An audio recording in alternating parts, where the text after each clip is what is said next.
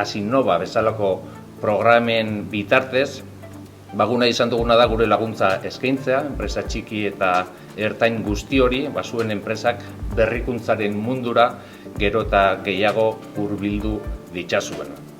Asinnova programaren bigarren edizio honetan 292 berrikuntza proiektu garatu dituzuen 209 enpresei aitortza egitea da gure asmoa. Bueno, en Euskaber este año hemos realizado 2 proyectos con Asinnova, uno de procesos, de mejora de procesos ante la nueva inversión de una máquina y en otro de mercado, porque es una forma de iniciar un nuevo camino para las empresas que tampoco tenemos muchos recursos y un acompañamiento con gente profesional.